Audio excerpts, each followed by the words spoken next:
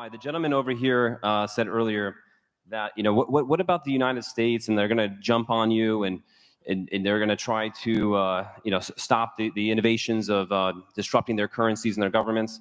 And, I kind of wanted to answer that from the perspective that I think it's a hill worth dying on. It's do you want to lick the chains that are holding you down, or do you want to try to go down that separate path that the first speaker today showed? There's two directions to go with here. It's enslavement for through CBDCs and government control, or we have this beautiful path through cryptocurrency as an alternative option. And the sooner we can all do this, work together, create more adoption, the sooner we can create more economic freedom for the world.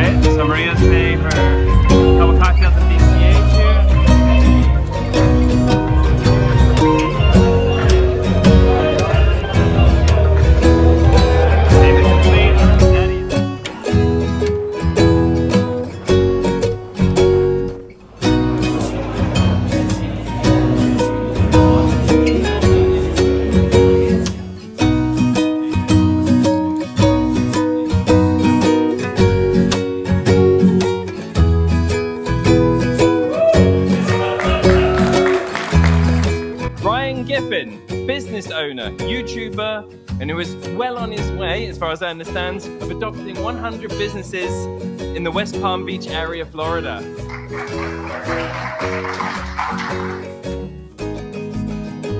You're not on, now we're on. Good. All right, everyone, my name is Ryan Giffin. I do merchant adoption down in South Florida. And my speech is going to be more about how to inspire more people to do what I did and what I'm doing, because everyone has different talents. We've heard from the development team. Everyone adds something else to the ecosystem. So I want to share my story, how I got here, and how maybe that could affect someone else in their community and lead to more adoption in different parts of the globe. So with that said, gentlemen, do we have my slide coming up? Again, I said I wanted to start my story. I'm 33 years old, and I came to adulthood during the time of the financial crisis in South Florida. And it had a large impact on me. A lot of my family members, people I love, lost their homes and everything they owned. And I started to ask a lot of questions like, how did this happen? How did this occur? And search for people that may have known the answers. And what I found was something called the Austrian School of Economics. So that's kind of where my background comes in. At the time, a gentleman, Ron Paul, was running for president. Took me down a wormhole of a bunch of different books, which we won't go too into deep detail, but initially, it's what allowed me to find Bitcoin. So with the Austrian School of Economics, they essentially study what is money? Where does money come from? Does it come from governments? Or before governments, did it come from the market? And when we looked at Bitcoin or asked this question, did it hold up under certain traits? So is Bitcoin, or what is Bitcoin Cash or cryptocurrencies, do they fall into these traits as what humans will find is desirable currency? So is the currency divisible? Does it have scarcity? Is it durable, portable, desirable, distinguishable, all these traits? And looking at the ecosystem today in cryptocurrency, that's what brought me to Bitcoin Cash. And I started there, I was there during the fork days, during those high contention days, and decided to move in a different path. But I didn't know else how to affect the community besides investing my money. So what I did was I started a little YouTube channel a few years ago. A lot of people walked up to me and said, "Oh, I know you from YouTube, And so I appreciate all you guys supporting the channel and the community. And the reason I wanted to start a YouTube channel, because I went to college to be a teacher. And what I learned in education is that your students will actually learn better if you give them a project to present to the class. So they actually retain about 85% of content when they teach it back, versus like typical lecture like what we're doing now. The statistics say you'll retain about 15% of that. So that was really encouraged me to learn more, to have a soapbox to speak from. and get involved. And it led me down a wormhole I didn't know I'd find. I found this whole community of different people that were very passionate, and wouldn't have met these people and these friends and this network of associates if I had not put my head out there into the YouTube world. But with that new education, it encouraged me to get more involved in my community too. So I'm a local business owner in South Florida. I operate a B2B business. I sell commercial appliances to restaurants.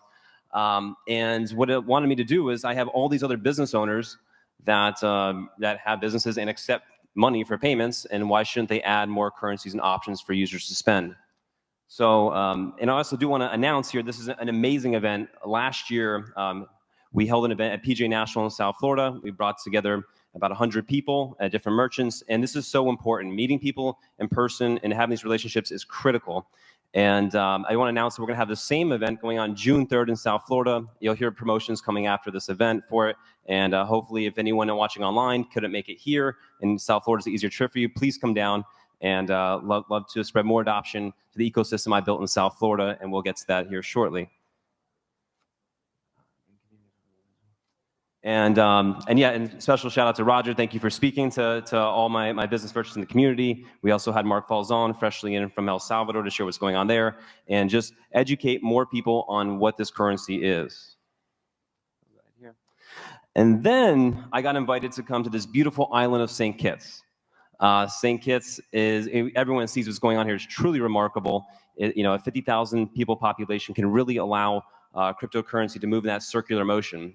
So I came out here, I made a video of it, was absolutely blown away and fired up when I got back home to do what they're doing here. I learned. I didn't know how to do merchant adoption. So I went here and learned all the tools that Sonny has done such an incredible job. I know he had a round of applause earlier, but what he's done here is truly remarkable and world-changing, really. If you look at the the history that's been made, my MP Bryson being the first elected official to take his full salary in cryptocurrency, and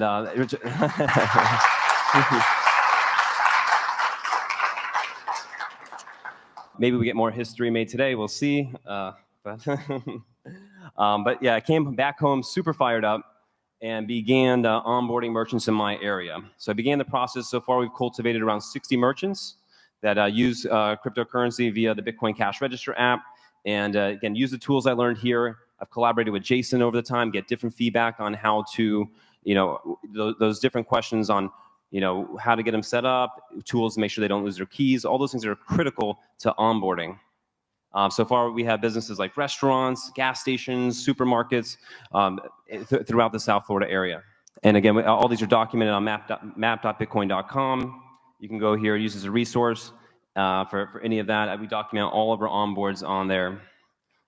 And then lastly, I wanted to touch on the why. The gentleman over here said earlier that, what about the United States, and they're going to jump on you and they're going to try to stop the innovations of disrupting their currencies and their governments. And I kind of wanted to answer that from the perspective that I think it's a hill worth dying on. It's do you want to lick the chains that are holding you down, or do you want to try to go down that separate path that the first speaker today showed? There's two directions to go with here. It's enslavement for through CBDCs and government control, or we have this beautiful path through cryptocurrency as an alternative option. And the sooner we can all do this, work together, create more adoption, the sooner we can create more economic freedom for the world. If you guys want to follow me anywhere on social, here's my links here. Thank you so much, guys, for everything. It's really glad to be a part of it. Thank you so much.